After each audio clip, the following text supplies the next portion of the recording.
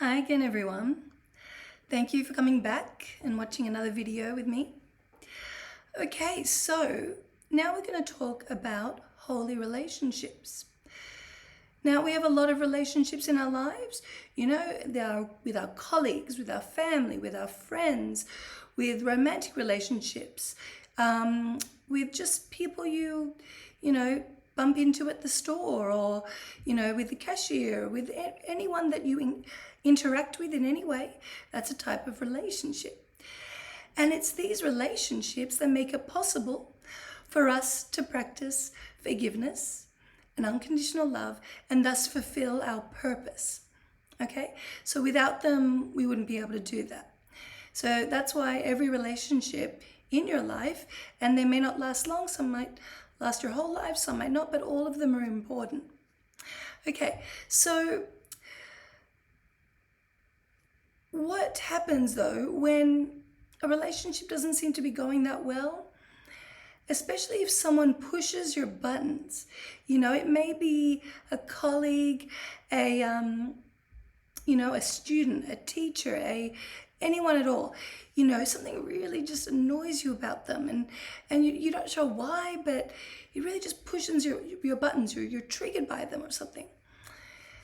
Well, often these people are actually mirroring something that you haven't forgiven or accepted in yourself. Something that maybe you used to do, or maybe you still do, or, just a particular trait that you haven't really accepted in yourself. It might be a habit, it might be just something that you don't really like and you don't like to think about. You kind of like to push it away and ignore. So it gets mirrored back at you by the people in your life, so that you are faced with it and you can't ignore it anymore, so that you can forgive it. Whether or not you recognize that it's being reflected in you, either way, it's okay. You don't have to. Just by forgiving them, because we're one, because giving is receiving, by forgiving them, you actually forgive yourself, whether or not you realize that it's actually mirroring something in you. And then we learn to love unconditionally. By doing that, we'll love ourselves unconditionally and others unconditionally, and thus we fulfill our purpose. Okay, for instance, with the harsh managers that I've talked about previously, they were reflecting that I could be harsh sometimes, especially when I was a teacher. That wasn't all the time. I was also, I had great relationships with my students, gave them lots of advice. I was a very good teacher. But at times, teachers can lose their temper. It's easy when you've got a class of 30 kids in front of you. It can be challenging. It's a stressful job. But so I guess I hadn't forgiven that aspect of myself. Therefore, it was reflected back at me. And only until I forgave it and really learned these teachings and at a deeper level, did that stop being reflected. Or at least it hasn't been for quite some time now. And also, it's important for us to remember that our flaws, and we all have them, that's exactly what was written in the script. In a lot of ways, we can't help it. We at least had to have flaws for some of our lives so that we could learn forgiveness. Imagine a perfect person that has no flaws. They can't learn forgiveness. They don't understand how a person can make mistakes, for instance. So, that's another way to think of it, and another reason to forgive ourselves. Another thing that comes up and creates friction in holy relationships, or all relationships, is the need to be right.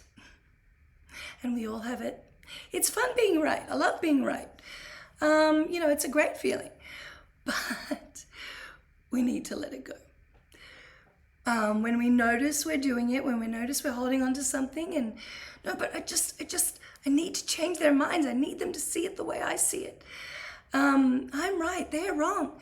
It's like, oh, no, Holy Spirit, help me get true perspective of this. Help me let go of the need to be right. Help me undo all the effects of all my judgmental and negative thoughts. Help me be at peace. Let me see peace other than this. Remind me it's just a dream. It doesn't really matter if the other person agrees with me or not. I've said my piece, and that's enough. That doesn't mean you can't ever speak up for yourself or speak your truth, but try to do it from a place of love. Ask the Holy Spirit. When you've got a difficult conversation or a difficult meeting and you want to speak your truth, but you don't want to be too defensive or harsh or, attack or too pushy or anything like that. You just want to say it from love. So ask the Holy Spirit, help me say my truth from a place of love and peacefulness and joy, and help me know how to respond to any other points of view from a place of love, and let it go, and give me true perspective on whatever happens. With saying a prayer like that can help guide you and help put you on the right track and speak from a place of gentleness and love. And then if the person doesn't agree, that's okay. You've said what you wanted to say. The rest is out of your hands. You can let it go. And you can ask the Holy Spirit's help with that. Please help me just be at peace with this. Help me let it go. Help me see other perspectives.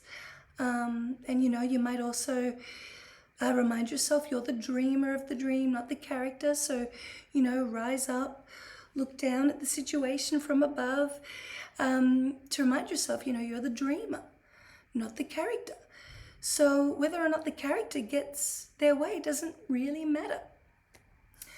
Another thing you might do, if things get heated, if you find yourself in a heated argument and you've kind of forgotten a lot of this and you've lost your way a little bit and you've gotten wrapped up in the drama, which is completely understandable, and that's going to happen. That's okay. You can just say, I just need a moment and take a time out and, go in another room and just calm down and ask the Holy Spirit, help me calm down. Help me take all my anger and my frustration away. Help me see this from true perspective. Help me forgive the other person for any attacks that they did. Help me forgive myself for any attacks that I said. And, help me see this from a place of love. Help me see this from a forgiving perspective. What is the forgiveness lesson I'm meant to learn from this? How is this actually serving me? You might ask the Holy Spirit. And then just sit quietly for a while and see what comes up. Either way, just removing yourself, sitting quietly will help you calm down. Take deep breaths. And maybe with a bit of time, you'll get perspective on it. If nothing else, it's a good forgiveness opportunity. And that in itself is a good thing. It helps move you forward spiritually. It helps, you focus back on love and back on forgiveness, and you've done yourself a favor there. So, I hope that all makes sense, and, that's all related to holy relationships. So, how you can, see even difficult relationships in a more loving light and full of positive lessons for you to help you move forward on your spiritual journey. Of course, that does not mean you need to stay in, say, a difficult relationship or especially not an abusive relationship. If you're not safe in a relationship, always, take care of yourself. Be loving towards yourself. Yes, you can be loving to the other person, but you have to also take care of yourself. So sometimes leaving a relationship is the best thing you can do, not just for yourself, but even for the other person, and that's okay. After you've left, you can still work on forgiveness, both forgiving the other person, if you felt you made any mistakes, forgiving yourself, and that will still help both of you even if you're not together. Okay, thank you so much for listening. Please feel free to comment or post any questions in the chat below the video, and take care of yourself. Be kind to yourself, and I love you. Bye.